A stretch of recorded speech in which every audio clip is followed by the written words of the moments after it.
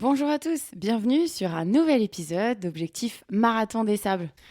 Salut à tous. Bon, cette semaine, on a interviewé Nathalie Mauclair, tout Oui, simplement. Nathalie Mauclair, je pense que ce nom vous parle. Nathalie Mauclair, elle a été plusieurs fois championne du monde de trail, elle a remporté les plus grandes courses et elle a aussi participé au Marathon des Sables, donc forcément on voulait l'avoir. Et en fait, ce qui est trop cool, c'est que on a appris en plus que cette année, l'année où nous on l'a fait, elle sera bénévole.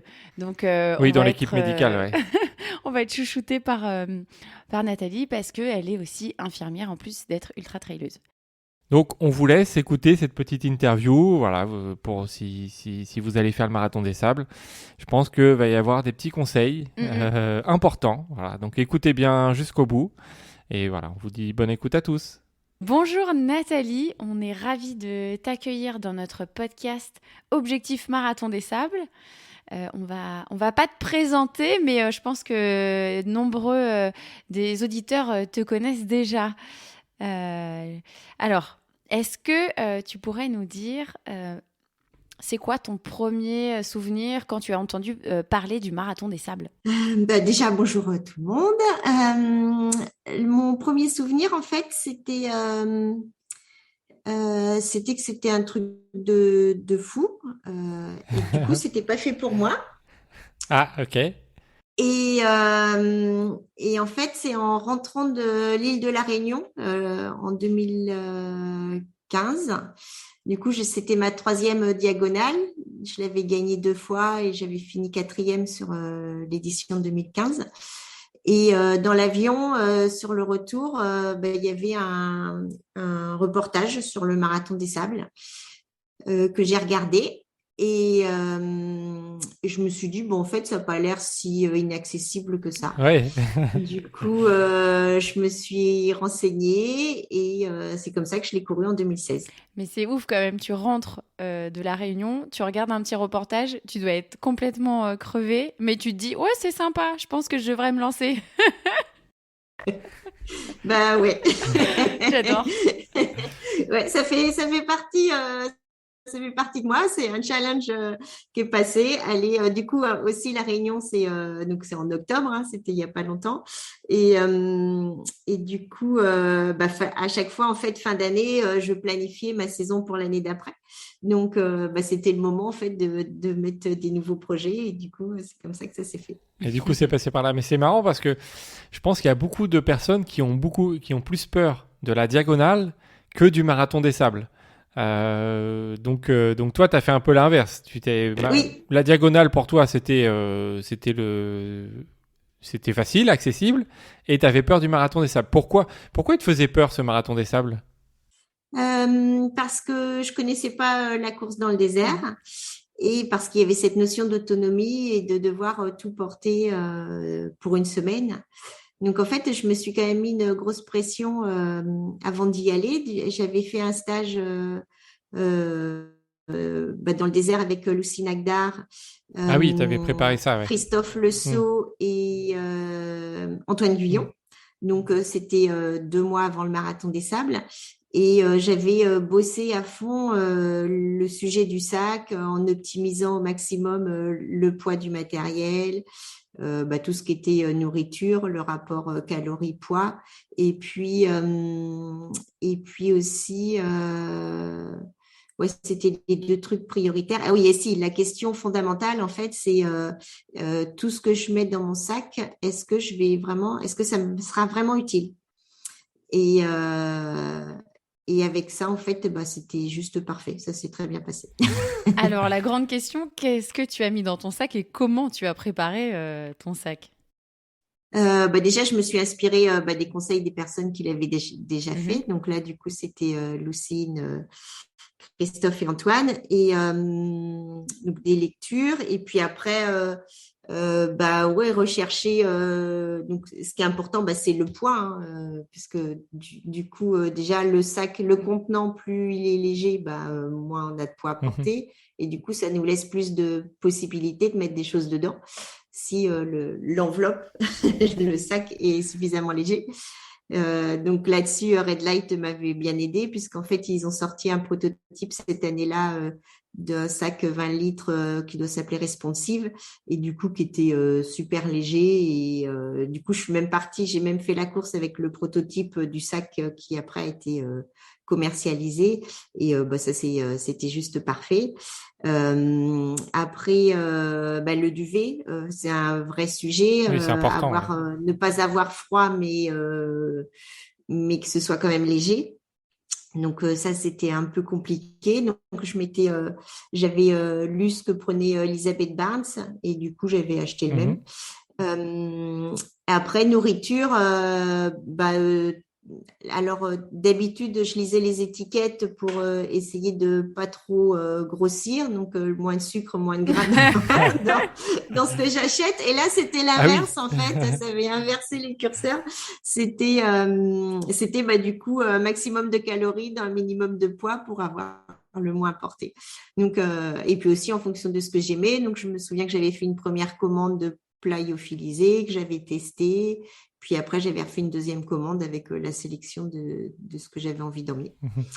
Tu te souviens des plats que tu avais pris? Et puis après, c'est tous les à côté. Les plats que tu avais pris, tu te souviens des petits plats est-ce que c'était des plats spécifiques ou pas, tu te souviens pas? C'était des choses assez classiques. Hein. Il y avait non, rien d'extraordinaire. Comment ça s'appelle? Il y avait hachis parmentier, quoi. Non, des plats classiques, quoi. Oui. Rien de particulier. Après, moi, je suis gourmande de chocolat, donc je m'autorisais une demi-mousse au chocolat en dessert. Trop bien. Voilà, des petits fruits secs, quoi. Voilà, essayer de retrouver une alimentation. Quoi, de trouver du plaisir, ouais, c'est ça, de ramener, quoi. Pour moi, l'alimentation, c'est autre chose que le simple fait de se nourrir. Du coup, il y a beaucoup cette notion de plaisir. Et du coup, c'était ramener un peu de plaisir dans l'alimentation. Et puis après, c'est tous les à côté. C'est est-ce qu'il faut emmener du change ou pas? Donc moi, j'avais choisi de ne pas en prendre. Donc la brosse à dents, ça c'est les classiques. Hein, on la coupe. Le petit couteau Pinel qui fait 5 grammes. Dans le matos obligatoire aussi, il y a les épingles à linge. Donc en fait, j'en avais pris des toutes petites pour mes dossards, mais des un peu plus grosses qui me servaient après à étendre mon linge le soir quand j'avais fait ma lessive pour que ça sèche. Voilà, ouais. Vraiment essayer d'optimiser au maximum. Les fameuses lingettes déshydratées, en fait, qui sont super légères, il y a des petites capsules qu'on met dans un bouchon de bouteille, on met 3 gouttes d'eau et ça devient une grande lingette. Ça on connaît pas ça. Ça, c'est pas mal. Ça, c'est pas mal. Ah oui, ça, c'est top, quoi. Ouais, à tester, ouais. Ouais. Et voilà. Et puis après, c'est tous les rudiments aussi, la vie sur le camp, tout ce qui est le côté hygiène, toilette, douche, tout ça. Bon, c'est quand même assez rudimentaire, quoi. Mais voilà. Mais on sait qu'on y va pour ça. De toute façon, on n'y va pas pour prendre des bonnes douches. Hein. Non. Là, c'est autrement, faut pas y aller, quoi. Est-ce que tu sais combien il faisait ton sac, du coup, en poids? Ah, il faisait 6,5 kg, il faisait le minimum autorisé. 6,5 kg, donc nickel. C'est bien ce qu'on a. D'ailleurs, je me disais même que la règle devrait être adaptée en fonction de la taille de la personne. Oui, c'est ce que j'allais dire, du poids de la personne. Moi, qui fais 1m54, forcément, mon besoin de nourriture est moindre que quelqu'un qui fait 1m80 et un grand gaillard. Oui, parce que si on prend le pourcentage par rapport à ton poids, effectivement, 6,5 pour quelqu'un qui fait 50 kg ou 80 kg, c'est pas le même ratio. Ouais. Mais bon, c'était 6,5 kg, donc je l'ai fait au minimum. Ouais.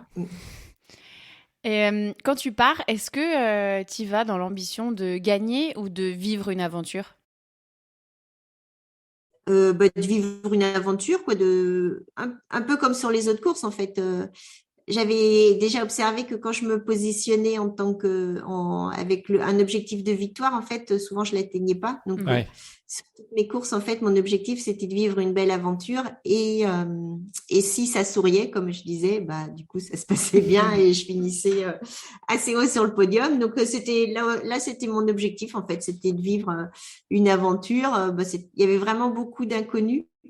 Et en général, j'avais du mal à exprimer mes émotions sur les arrivées. Mais là, quand j'avais fini la dernière étape, j'avais quand même beaucoup d'émotions de me dire, ben celle-là, je l'ai traversée et c'était pas si simple, quoi. J'avais surtout beaucoup de peur parce en vrai, la semaine, elle s'est super bien passée, quoi. C'était parfait, quoi. Mais il y avait beaucoup de craintes c'était différent. Donc, du coup, beaucoup d'inconnus que j'ai bien traversé au Ouais. final.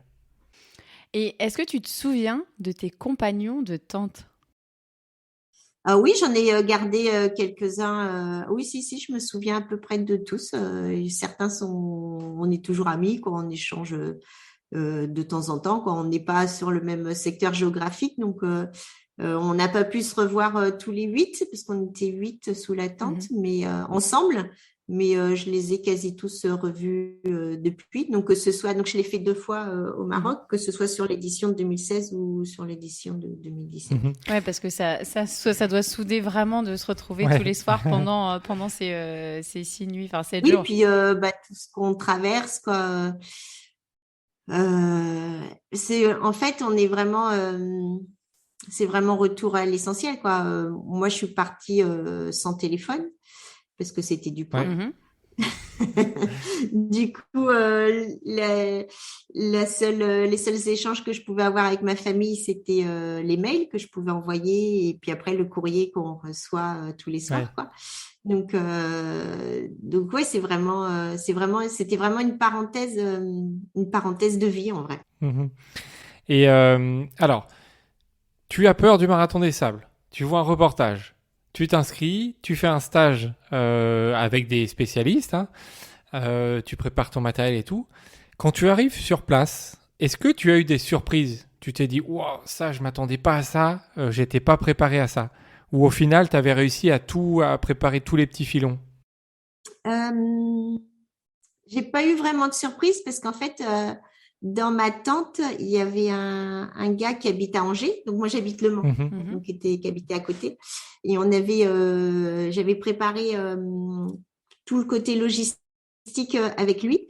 Et lui, il avait fait 8 marathons des sables. Oh la vache. Ou c'était son Ah oui, 8e. donc il était calé sur Donc, tout. du coup, il m'avait tout raconté du moment Alors, moi, j'avais fait le choix de ne pas arriver avec le groupe direct de Paris le vendredi matin.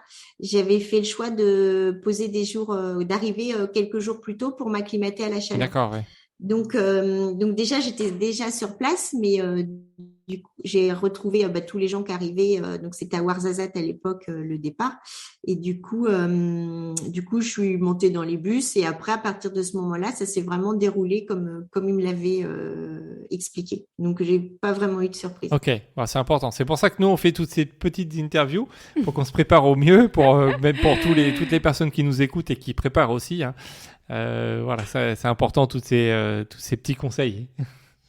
Et alors, tu disais tout à l'heure que tu te souvenais de tes compagnons de tente. Est-ce que c'était plutôt des gens qui étaient... Alors, il y avait ton compagnon qui avait fait 8 fois le marathon des sables, mais est-ce que c'était plutôt des personnes élites comme toi ou est-ce qu'il y avait vraiment tout profil? Tout profil. Ah, c'est bien. En fait, j'avais plutôt privilégié la proximité géographique. Donc, du coup, c'était plutôt des gens qui étaient assez proches de moi géographiquement ou que j'avais déjà croisés, en fait. J'avais besoin que ce soit des gens, je vais dire bienveillants, quoi. Je les connaissais déjà avant de partir. J'avais déjà eu un échange avec bon nombre d'entre eux avant de partir. On avait déjà constitué la tente avant le départ. Ah, alors, question fondamentale. Est-ce qu'on peut savoir qui sont dans notre tente dès le départ? Donc ça, c'est bien, ça. Moi, je vais les appeler tous. Ça a évolué depuis. Je sais que le règlement a évolué, mais oui, vous pouvez constituer votre tente avant le départ en réservant sur le Oui, site. je crois, parce que quand on s'est inscrit, alors C'est pas moi qui ai géré voilà, moi l'inscription, c'est Fred. j'ai fait l'inscription pour les deux. Et effectivement, ils te demandent avec qui tu vas être dans l'attente. Donc tu mets le nom et le prénom d'une personne. Mais du coup, il faut que tu saches qui est là. Voilà. Oui, mais une fois, mettons, on choisit pas, mais on sait que on va être avec donc 5 ou 6 personnes. Est-ce que ces personnes, on est au courant de qui c'est et est-ce qu'on peut les contacter Ça, je sais pour, pas. comme toi tu disais, faire un premier échange et se dire bon bah voilà, c'est quoi votre. Enfin moi j'aurais envie de contacter les gens de notre tante quoi pour discuter avec eux avant. Alors, à l'époque, c'était pas comme ça. Donc, du coup, moi, j'avais pris contact avec les personnes avec qui je serais sous la tente. Et du coup, on est arrivé et on disait, on est tous les Mhm. 8. Ah, d'accord, Et oui. du coup, Ok. en fait, ils nous attribuaient une Vous aviez tente. constitué le groupe Euh, avant, c'est ça, hein? ouais, c'est ça. Mais du coup, on avait constitué le groupe avant. Donc, c'était un peu différent. Maintenant, en fait, tu dis, si j'ai bien compris, tu dis les personnes avec qui tu C'est souhaites ça. être. Et puis après, en fonction des besoins, ils rajoutent d'autres personnes que tu connais pas C'est ça, forcément. oui.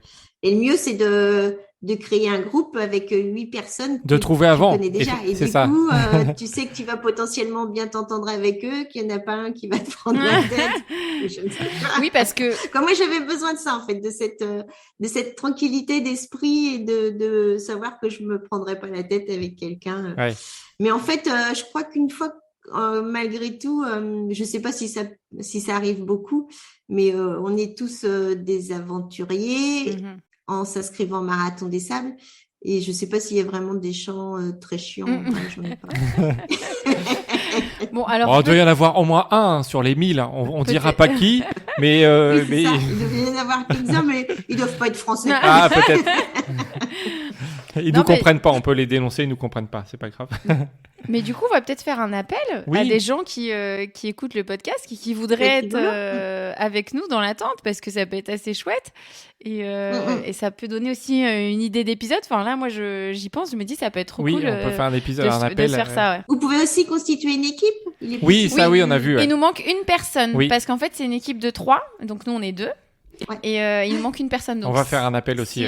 si vous écoutez le podcast et que vous voulez faire partie de notre équipe, soyez rapide, comme ça vous allez monter nos objectifs, surtout parce que nous on est on est des gens qui profitent. On utilise vraiment tout le temps un parti dans les courses, on va dire.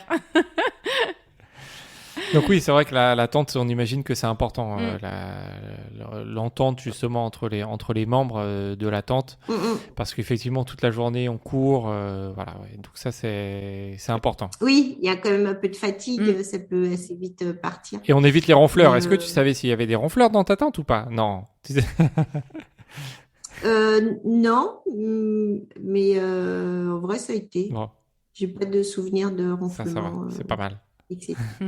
Après, c'est rigolo parce qu'on peut entendre sous les tentes d'à côté Oui, c'est assez des proche. ronflements Ouais. aussi. Parce que c'est quand même très ouvert, hein, c'est open. Donc, il y a la vie sous la tente, mais les autres, ils sont pas loin. C'est quoi pour toi le plus dur sur cette course? Le plus dur, je pense que c'est malgré tout la gestion du sac, hein, en vrai. Ouais. C'est pas le fait de courir parce qu'en vrai, mis à part l'étape qui fait 80 km, les autres 30 km, si on est un coureur régulier, c'est quand même accessible. Il y a l'étape de 80 km, mais après, on a beaucoup de temps pour la faire. Donc, même si on la marche, on sait potentiellement, on va passer les barrières horaires. Moi, ce que j'avais trouvé difficile, c'était la gestion du sac, donc en amont, et puis aussi au début, hein, courir avec 6,5 kg, c'est pas ce qu'on a l'habitude, quoi. L'objectif, c'est de courir le plus léger possible, et là, on se charge de 6,5 kg, donc ça, pour moi, c'était le plus compliqué. Ouais, c'est le sac. Ok. Est-ce que tu t'étais entraîné avant avec? Est-ce que tu avais fait des tests chez toi de prendre un sac Oui. en mettant 7 kilos dedans et en courant un peu?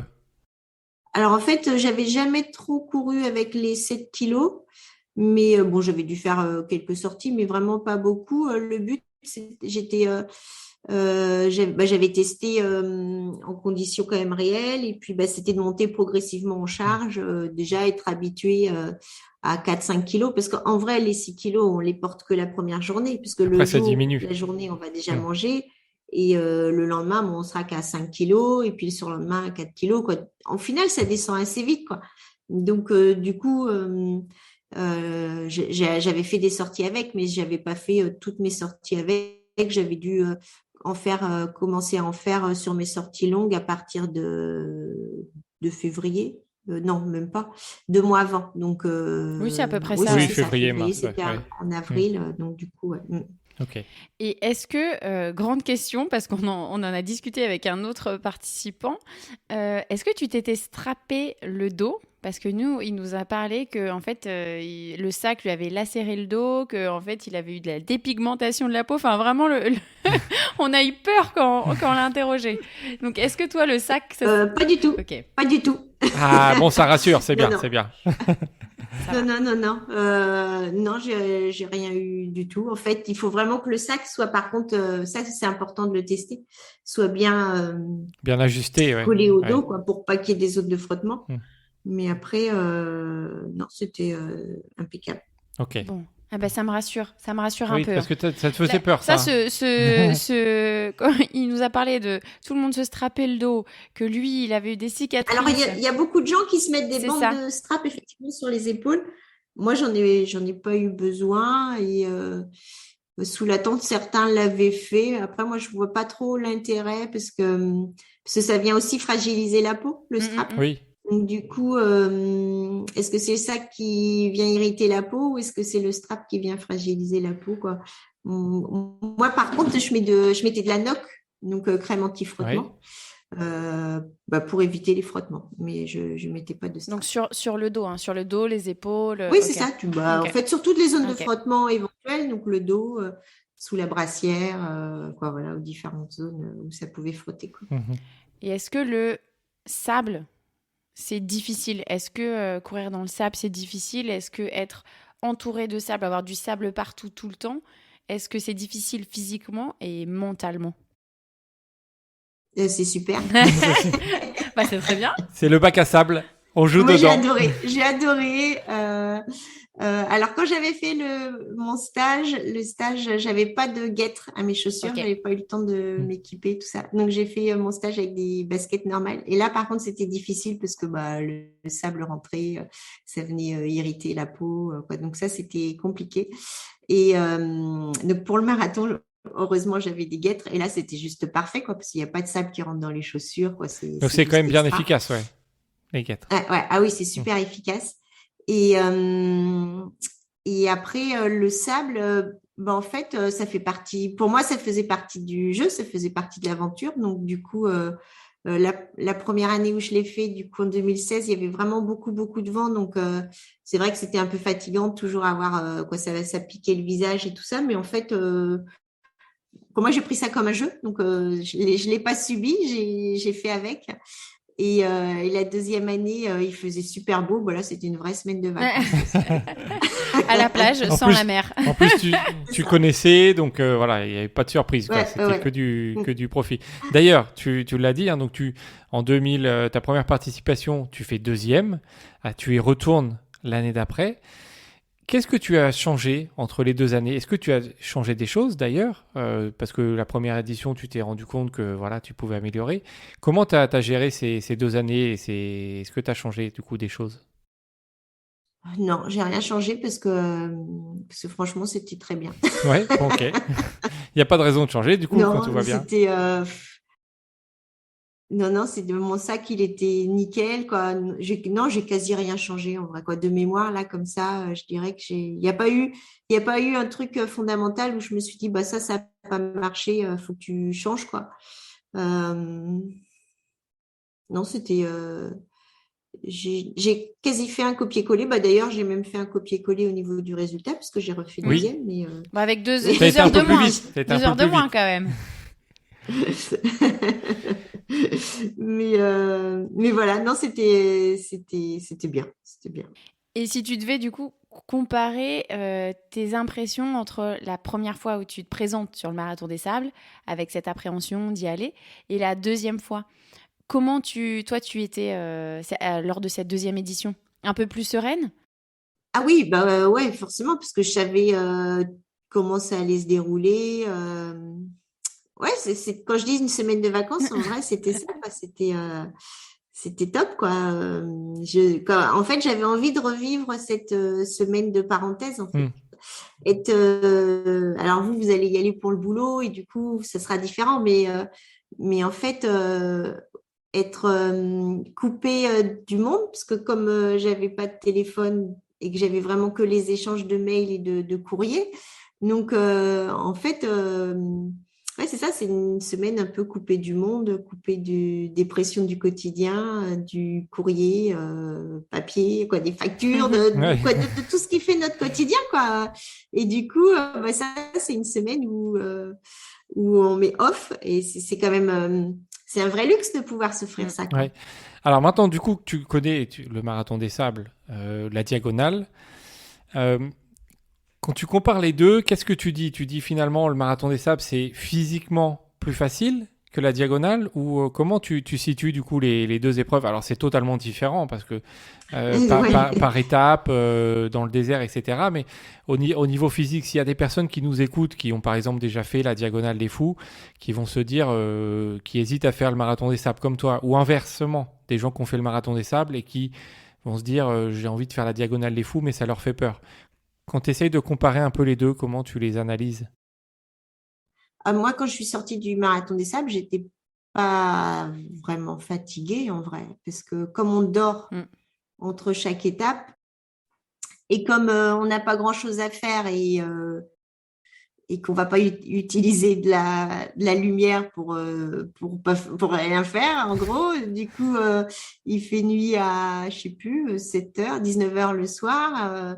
En gros, on est allongé, ouais, c'est ça, de 19h à 6h du mat, là, jusqu'à temps qu'on vienne nous réveiller pour démonter les tentes. Du coup, on a quand même beaucoup de temps de repos. Donc, d'un point de vue fatigue, il y avait un peu de fatigue musculaire, puisqu'on court quand même 250 Oui, km, oui. mais ce n'était pas majeur par rapport à une diagonale ou un ultra de 200 miles, où là, je sortais épuisée. Ouais. Mhm. Épuisée physiquement, mais aussi c'était une fatigue centrale en fait. C'était le système nerveux autonome qui était épuisé quoi en fait. Et c'est un peu pour ça que j'ai arrêté de faire des 100 miles parce que j'avais pas envie de revivre ces sensations-là qui étaient Ouais, qui te devenues un peu vide. Ouais. désagréables. Il y avait le plaisir, le challenge de préparer le challenge, il y avait le plaisir de réaliser le challenge. Mais après, il y avait le double effet qui se coule et ça, c'était plus compliqué pour Ouais, moi. ok. Et c'est quoi ton meilleur souvenir donc sur la course, que ce soit la première ou la deuxième année? Quand je passe la ligne d'arrivée à la cinquième étape en fait de la première édition, où là je me dis waouh, je l'ai fait, j'étais capable de traverser toutes ces étapes. Ah non, là j'étais vraiment très contente. Ouais. Mm. Mhm. Donc ça c'est plus un souvenir de résultat, peut-être de performance. Après dans les souvenirs, bah, c'est les alors moi j'adore tout ce qui est lever, coucher de soleil, Mm. c'est ouais, c'est ça, c'est le silence du désert, c'est les lumières, bah, le fait d'être seul quoi, et d'être seul sans être seul, mais ouais, c'est ça, d'être dans sa bulle en fait pendant toutes ces étapes quoi. Mhm. Là, tu viens de nous annoncer, donc avant qu'on enregistre, que tu allais partir de nouveau pour le marathon des sables, mais cette fois-ci, tu vas passer de l'autre côté. Est-ce que tu peux nous parler du coup de cette expérience qui t'attend et pourquoi tu as voulu la faire? Alors, bah, comme je me conseille quoi, j'ai plus assez d'énergie pour me préparer pour courir le marathon des sables, au moins comme j'aimerais encore pouvoir le courir.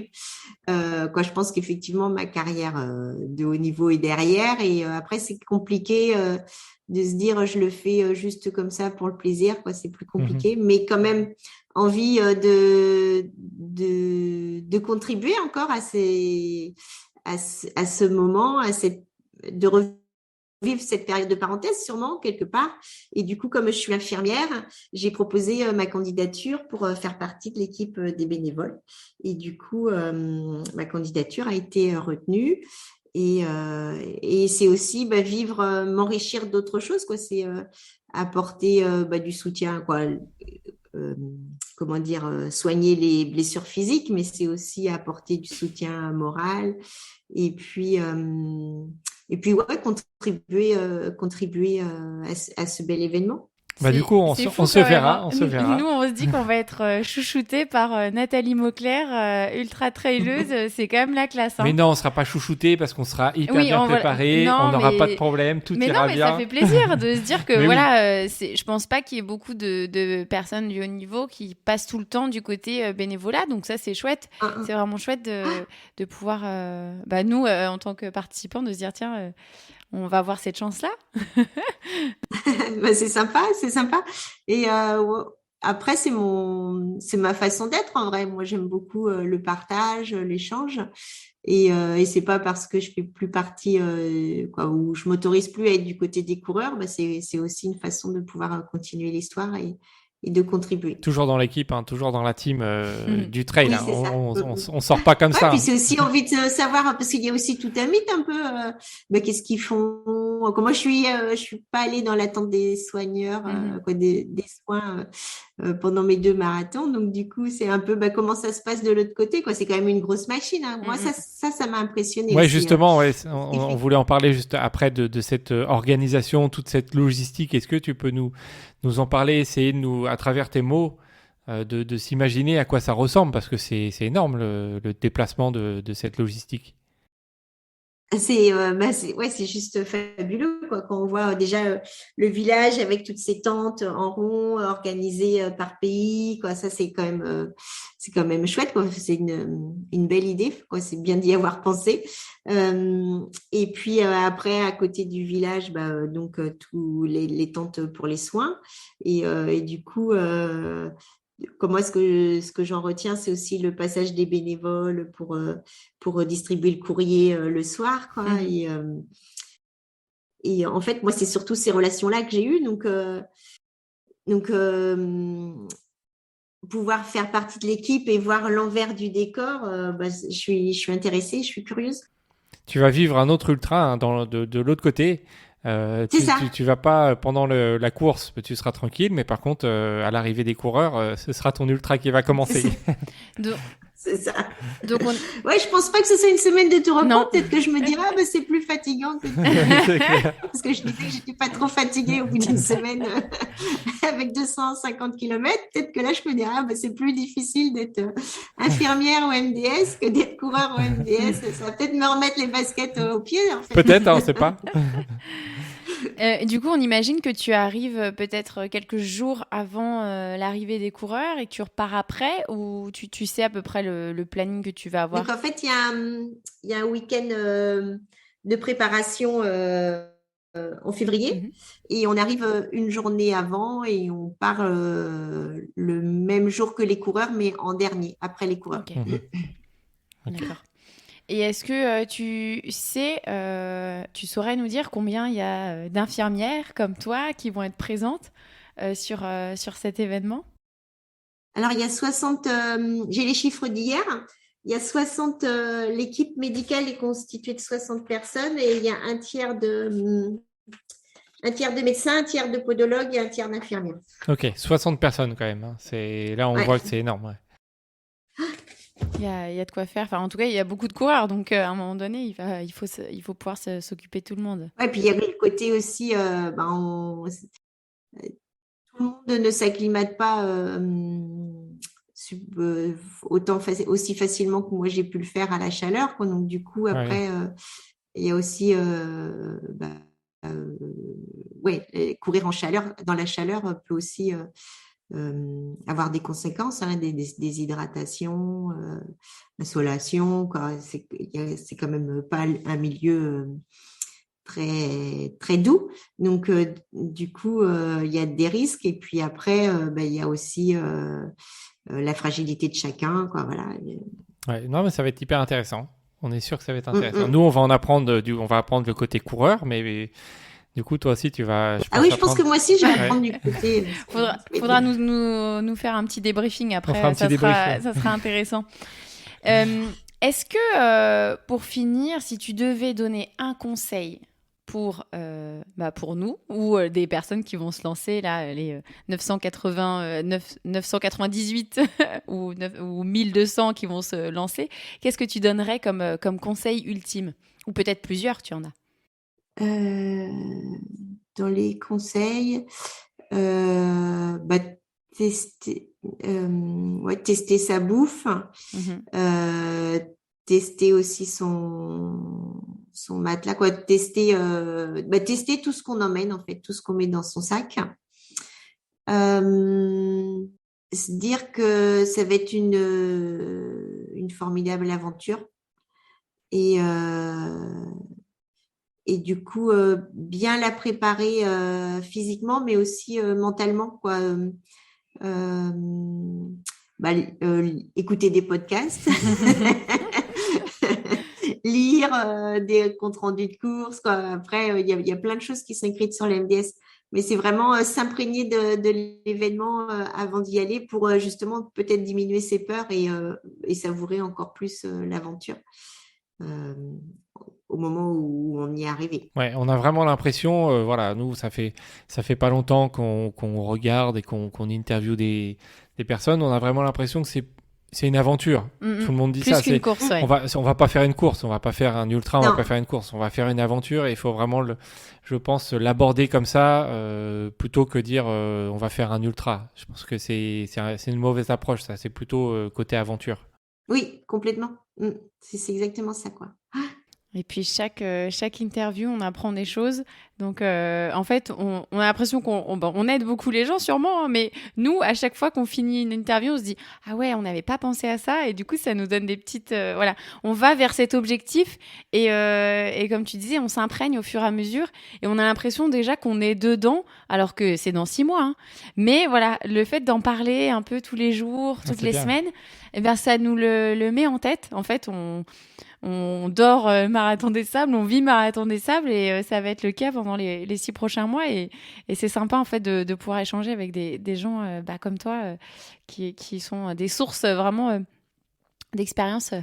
Si, j'ai trouvé le conseil indispensable, préparer les pieds. Ah, important, oui. Et alors comment t'as préparé tes pieds, toi? Comment tu les prépares? Alors moi je faisais toujours le protocole Agiline, donc Tano avant et NOC la dernière semaine, quoi.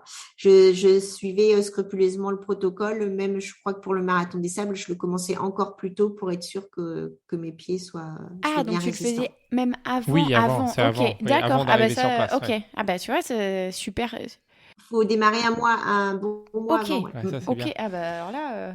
Et alors, Ok. par contre, sur la crème NOC, on nous a dit, des médecins nous ont dit qu'il fallait éviter la crème NOC pendant la course, au pied surtout.